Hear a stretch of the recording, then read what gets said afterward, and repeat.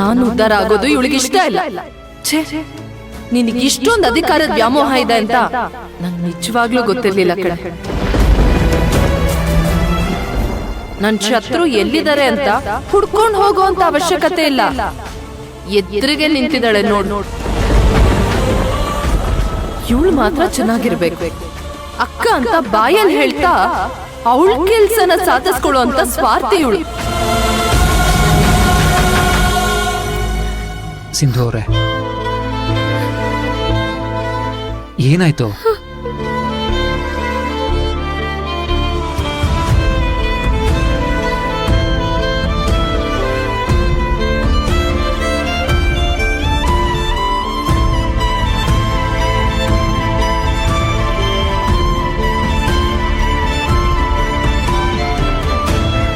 ವಿರಾಟ್, ಅಕ್ಕ ಹೇಳ್ದಷ್ಟು ನನ್ ಕೆಟ್ಟವಳ. ಪ್ಲೀಸ್ ಸಿಂಧು ಅವರೇ, ಅವ್ರ ಮಾತನ್ನ ನೀವು ಸೀರಿಯಸ್ ಆಗಿ ತಗೋಬೇಡಿ. ನನ್ನಕ್ಕ ನನ್ನ ಶತ್ರು ಅನ್ಲು, ಸ್ವಾರ್ಥಿ ಅನ್ಲು. ನಾನು ಆ ಥರ ನಡ್ಕೋತಿದ್ದೀನ ವಿರಾಟ್? ಇಲ್ಲ ಸಿಂಧು ಅವರೇ. ಮತ್ಯಾಕೆ ಹೀಗೆಲ್ಲ ಮಾತಾಡ್ತಿದ್ದಾಳೆ? ಈಗ ಅವ್ರ ಮನ್ಸಲ್ಲಿ ಬೇರೆ ಏನೋ ಇದೆ. ಅದು ಹೋಗೋವರೆಗೂ ಬಹುಶಃ ಅವ್ರು ಯಾರ ಮಾತನ್ನು ಕೇಳಲ್ಲ. ತಪ್ಪದು. ಅಕ್ಕ ಮಾಡ್ತಿರೋದು ತಪ್ಪು ವಿರಾಟ್. ಅದು ನಮಗ್ ಗೊತ್ತು, ಬಟ್ ಅವ್ರಿಗೆ ಅರ್ಥ ಆಗ್ತಾ ಇಲ್ಲ ಅಲ್ವಾ? ಅಲ್ಲ, ಡ್ಯಾಡ್ ಮೇಲೆ ಹೀಗೆಲ್ಲ ಆರೋಪ ಮಾಡೋದಕ್ಕೆ ಅವಳಿಗೆ ಹೇಗಾದ್ರೂ ಮನ್ಸ್ ಬಂತು? ಇದನ್ನೇ ಪದೇ ಪದೇ ಮಾತಾಡಿ ನೀವು ನೊಂದ್ಕೋಬೇಡಿ. ಮತ್ತೇನ್ ಮಾಡ್ಲಿ ನಾನು? ಅಲ್ಲ, ಧರ್ಮೇಂದ್ರ ಡ್ಯಾಡ್ನ ನಾನು ಹೇಗ್ ಫೇಸ್ ಮಾಡ್ಲಿ?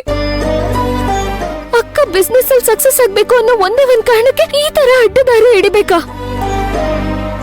ಅಲ್ಲ, ಒಂದೇ ಒಂದು ಮಾತು ಡ್ಯಾಡ್ ಹತ್ರ ಹೇಳಿದ್ರೆ ಇನ್ನು ಮುಂದೆ ಯೋಚನೆ ಮಾಡಿದ್ರೆ ಕಂಪ್ನಿನ ಅಕ್ಕನ ಹೆಸರಿಗೆ ಮಾಡ್ತಾ ಇದ್ರು. ಅಂತ ವ್ಯಕ್ತಿಗೆ ಈ ತರ ಮೋಸ ಮಾಡೋದ? ಸಿಂಧು ಅವರೇ, ನೀವು ಮೊದಲು ಸಮಾಧಾನ ಮಾಡ್ಕೊಳ್ಳಿ. ಈಗ ಆಗಿದ್ದಾಗ ಹೋಗಿದೆ. ಮುಂದೆ ಏನ್ ಮಾಡ್ಬೇಕು ಅಂತ ಸೊಲ್ಯೂಷನ್ ಕಡೆ ಗಮನ ಕೊಡೋಣ. ಈಗ ಏನ್ ಮಾಡುದು ವಿರಾಟ್? ಅಕ್ಕ ಹೀಗೇನಾದ್ರೂ ಮಾಡ್ತಾಳೆ ಅಂತ ಗೊತ್ತಿದ್ದೆ ಧರ್ಮೇಂದ್ರ ಡ್ಯಾಡಿಗೆ ಹುಷಾರಾಗಿರೋದಕ್ಕೆ ಹೇಳಿದ್ದೆ. ಆದ್ರೆ ಇಷ್ಟು ಬೇಗ ಇದೆಲ್ಲ ಹೇಗ್ ಸಾಧ್ಯ? ಅಲ್ಲ, Dharmendra dad company food product ಒಳಗೆ ಜಿರಳೆ ಹಾಕಿ ಅದನ್ನ ವಿಡಿಯೋ ಮಾಡಿ ಸೋಷಿಯಲ್ ಮೀಡಿಯಾಲಿ ವೈರಲ್ ಮಾಡ್ತಾಳೆ ಅಂತ ನಾನು ಮನ್ಸಲ್ಲೂ ಅನ್ಕೊಂಡಿರ್ಲಿಲ್ಲ ವಿರಾಟ್. ಇದರಿಂದ 22% ನ ಬ್ರ್ಯಾಂಡ್ ಇಮೇಜು ಒಂದೇ ದಿನದಲ್ಲಿ ಹಾಳಾಯ್ತು. ಸಿಂಧು ಅವರೇ, ಪ್ಲೀಸ್ ನೀವು ಕೂಲಾಗಿರಿ. ಹೀಗೆ ಹೇಳ್ತಿದ್ರೆ ಸಮಸ್ಯೆ ಪರಿಹಾರ ಆಗಲ್ಲ. ಇದಕ್ಕೆ ಒಂದು ಪರಿಹಾರನ ಹುಡುಕ್ಬೇಕು. ಅದ್ಗೆ ವಿಡಿಯೋ ಮಾಡಿ ತಪ್ಪನ ಮಾಡಿರ್ಬೋದು, ಆದರೆ ಅದಕ್ಕೆ ಕಾನೂನಿನ ಪ್ರಕಾರ ಏನು ಪರಿಹಾರ ಅಂತ ಹುಡುಕ್ಬೇಕು. ಎಲ್ಲದಕ್ಕೂ ಮೊದಲು ಧರ್ಮೇಂದ್ರ ಅಂಕಲ್ ಜೊತೆ ಮಾತಾಡಬೇಕು. ಸರಿ ಹೋಗ್ಬೋದು ಅನ್ನೋ ನಂಬಿಕೆ. ಆ ಥರದಲ್ಲಿ ನಾವು ಯೋಚನೆ ಮಾಡಿದ್ರೆ ಏನು ಮಾಡಬೇಕು ಅಂತ ಗೊತ್ತಾಗಲ್ಲ. ಮೊದಲು ನೀವು ರಿಲ್ಯಾಕ್ಸ್ ಆಗಿ.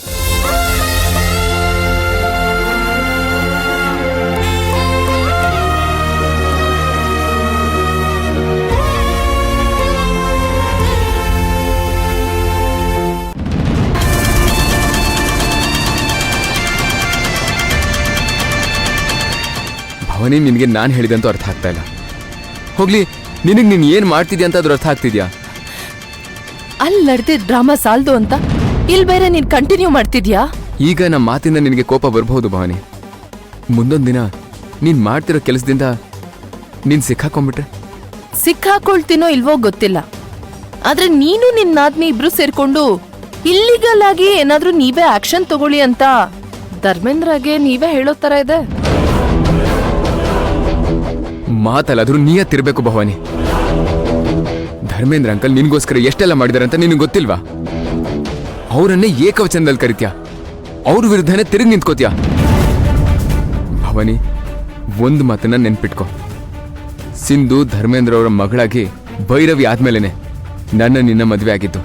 ಓಹೋ, ಇಲ್ಲ ಅಂದಿದ್ರೆ ನನ್ನ ಬಿಟ್ಟು ನೀನು ಬೇರೆಯವಳನ್ನ ಮದ್ವೆ ಮಾಡ್ಕೊಂಡ್ ಬಿಡ್ತಿದ್ಯಾ? ನೀವೆಲ್ಲರೂ ಸೇರಿ ನನ್ ಯಾವ್ದಕ್ಕೂ ಲಾಯಕ್ಕಿಲ್ಲ ಅಂತ ಹೇಳ್ಕೊಂಡ್ ಬಂದ್ರೆ ಹೊರತು ನಿನ್ ಜೊತೆ ನಾನು ಇರ್ತೀನಿ ಅಂತ ಒಬ್ರು ಒಂದೇ ಒಂದ್ ಮಾತು ಹೇಳಿದ್ರ? ಒಟ್ನಲ್ಲಿ ನನ್ ಮೂಕ ಪ್ರಾಣಿ ತರ ನೀವ್ ಆಡೋ ಮಾತುಗಳಿಗೆಲ್ಲ ಎಸ್ ಎಸ್ ಅನ್ಕೊಂಡು ಮನೇಲಿ ಬಿದ್ದಿರ್ಬೇಕು ಅಷ್ಟೇ ಅಲ್ವಾ? ಭವಾನಿ, ನಾನು ಹೇಳಿದ್ದು ನಾನು ಸ್ವಲ್ಪ ಅರ್ಥ. ಮಾತಾಡ್ಬೇಡ. ಯಾವ್ದೇ ಕಾರಣಕ್ಕೂ ಈ ಯುದ್ಧನ ಗೆಲ್ಲೋವರೆಗೂ ನಾನ್ ಹಿಂದೆ ಸರಿಯಲ್ಲ. ಸರಿ, ಈಗ ನನ್ ಪ್ರೀತಿಲಿ ಆ ಮಗುಗೆ ಕಡಿಮೆ ಆಗ್ತಿದೆ ಅಂತ ಅನ್ಸಿದ್ರೆ ನೀನೇ ಎಕ್ಸ್ಟ್ರಾ ಪ್ರೀತಿನ ಕೊಟ್ಟು ಮಗುನ್ ನೋಡ್ಕೋಬಹುದಲ್ವಾ? ನನ್ ಪ್ರೀತಿನೂ ಸೇರ್ಸಿ ನೀನೇ ಮಗು ಕೊಟ್ಬಿಟ್ಟು ನನ್ಗೆ ಮಾರಲ್ ಸಪೋರ್ಟ್ ಆಗಿ ನಿಂತ್ಕೋಬಹುದಲ್ವಾ? ಖಂಡಿತ ಇರ್ತಿದ್ದೆ, ಆದ್ರೆ ನೀನು ಸರಿಯಾದ ದಾರಿಲಿ ಹೋಗಿದ್ರೆ. ನಿಜ ಏನ್ ಗೊತ್ತಾ ಭವಾನಿ, ನನ್ನ ಹೆಂಡ್ತಿನೂ ನನ್ನ ಅಮ್ಮನ ಆಗ್ಲಿ ಅಂತ ನಾನು ಬಯಸ್ದೆ.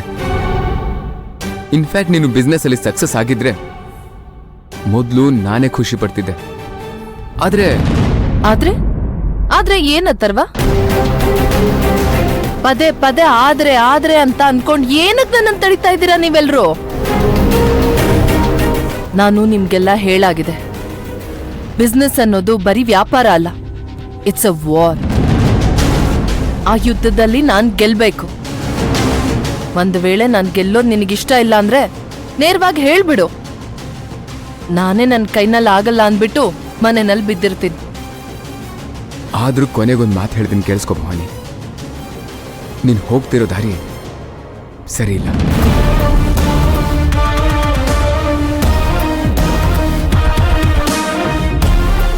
ನನಗ್ ಗೊತ್ತು ಈ ಭವಾನಿ ಬೆಳೆಯೋದು ನಿಮ್ಗೆ ಯಾರಿಗೂ ಇಷ್ಟ ಇಲ್ಲ ಅಂತ. ನೀವ್ ಯಾರು ನನ್ ಜೊತೆನಲ್ಲಿ ಇಲ್ಲ ಅಂದ್ರೂ ಪರವಾಗಿಲ್ಲ, ನಮ್ಮತ್ತೆ ನನಗ್ ಸಾಥ್ ಕೊಡ್ತಾರೆ. ನನಗೆ ಅಷ್ಟು ಸಾಕು.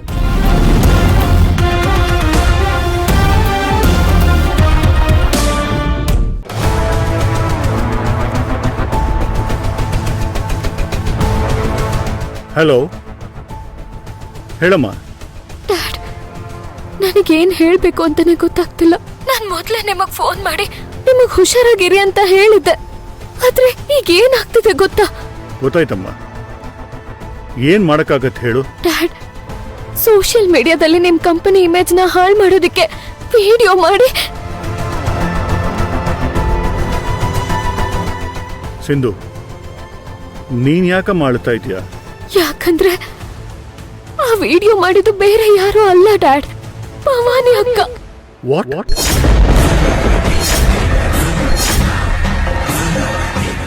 ಅವಳು ವಸುಂಧರಾ ಫುಡ್ ಪ್ರಾಡಕ್ಟ್ ನಂಬರ್ 1 ಸ್ಥಾನಕ್ಕೆ ಬರ್ಬೇಕು ಅನ್ನೋ ಹಠಕ್ ಬಿದ್ದು ಈ ಅಡ್ಡ ದಾರಿ ಹಿಡಿದು ಈ ವಿಡಿಯೋನ ಲೀಕ್ ಮಾಡಿದಾಳೆ.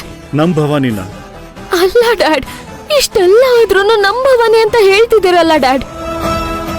ಆತ್ರಕ್ಕೆ ಆಸೆ ಬಿದ್ದು ನೋಡ್ತಾ ಎಲ್ಲ ಸಂಬಂಧನ ಮುರಿತಾ ಇದ್ದಾಳೆ. ಯಾರ್ ಮಾತು ಕೇಳ್ತಾ ಇಲ್ಲ, ನಾನೇ ಸರಿ ಅನ್ನೋ ಅಹಂಕಾರಕ್ಕೆ ಬಿದ್ಬಿಟ್ಟಿದ್ದಾಳೆ. ಇದೆಲ್ಲ ವಸುಂಧರನ್ ಕೆಲಸ ಅಮ್ಮ. ಹಾಗಂತ ಇಷ್ಟು ಕೀಳ್ಮಟ್ಟಕ್ಕೆ ಇಳಿಯಕ್ಕಾಗುತ್ತಾ ಡ್ಯಾಡ್?